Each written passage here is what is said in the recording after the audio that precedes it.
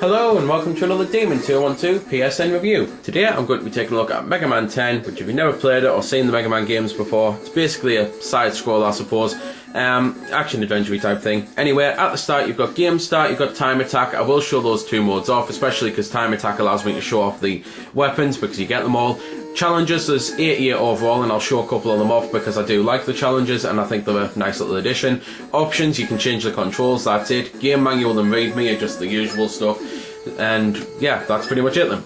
So anyway, going on to Game Start, you've now got a choice between Mega Man and Proto Man as standard. You don't need to buy Proto Man as DLC, but playing as Proto Man doesn't actually reflect in the rankings, which is a bit annoying because they could have made a separate ranking board.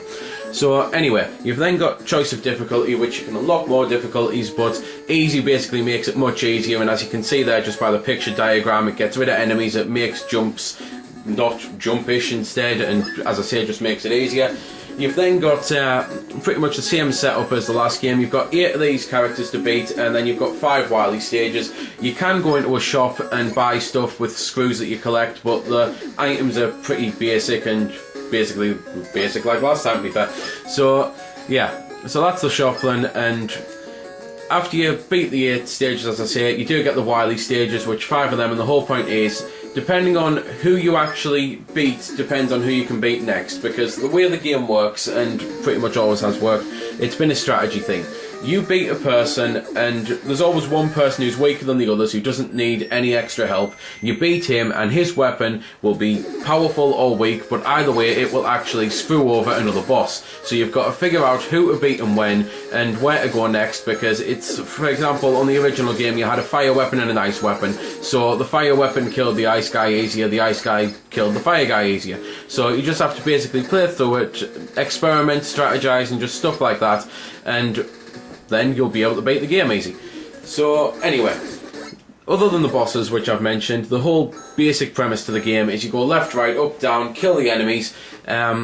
It's one of those games that it is hard, but if you've got some patience and if you're able to concentrate, which unfortunately I'm not able to do at the moment, then it can be made much easier. But I think patience probably is the best thing you can have for the game, because if you try and rush through it, then you will end up getting yourself killed. But anyway, you go left, right, up, down, kill the enemies, kill the bosses and that, and you just do it throughout the entire game. The game doesn't change unless you go into the challenges, which I'm just going to cut into now. So challenges are things like this one here, for example, where you've just got to basically make it to the goal. You can't shoot or anything, you've just got to run and make it to the goal. So it may seem easy, but it is the first challenge. So you do things like that all the way through for the 88 of them, and it's just one of those, if you're into that sort of thing, they are really good and they will keep your attention. If not, then the main game is good enough to buy it for the main game alone. It's one of those that if you're a massive fan of the series but you didn't like them, there's nothing really that's going to make you like them now, but you should still like the main game. It's just, as I say, a little bit of an extra, and will give you some extra game time, so it's worth giving them a go, even if it's not the type of thing that you usually like. So anyway, that's basically some of the challenges and the whole point of them. Onto the time attack mode, which is standard time attack really. The whole point is you beat it in the best time that you can do. So I'll put it on this stage because I haven't done it yet. And the other thing about time attack, which I believe I've already mentioned, is it does give you all the weapons right away, so I can at least show off some of the weapons. The weapon system works, if you've never played it before, works in the way of you've got, you can equip them at any time, and you've got limited ammunition for them. So you have to be on the lookout for little boxes of the same colour as the weapon that you're using, and it'll give ammo for that weapon.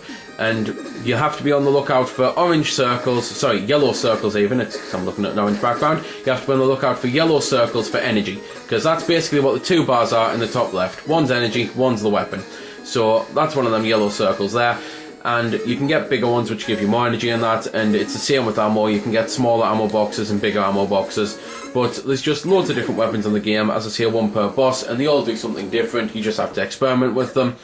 But other than pretty much everything I have said, there's nothing really much left to say, other than just let you listen to a bit of the music, which yet again is fantastic for a Mega Man game, and it does sound retro as well as looking retro, because the game looks fantastic. I love the retro feel to it, I love the retro feel to the last one, and I wish more game series would do it. I like that Konami are doing it with the Rebirth series, even though, to be fair, the Rebirth series has been a bit but still it's good to see that games developers are looking backwards as well as forwards.